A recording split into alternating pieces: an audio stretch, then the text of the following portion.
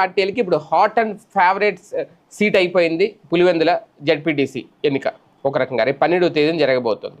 అయితే ఇప్పటి వరకు వచ్చిన విజయం, తెలుగుదేశం పార్టీ మూట కట్టుకున్న విక్టరీ 2024 ఎన్నికల్లో బంపర్ విక్టరీ, అది ఒక రకంగా స్వీట్ విక్టరీ. అయితే ఈ సీటు గెలుచుకుంటే ఇది స్వీటెస్ట్ విక్టరీ అవుతుందట.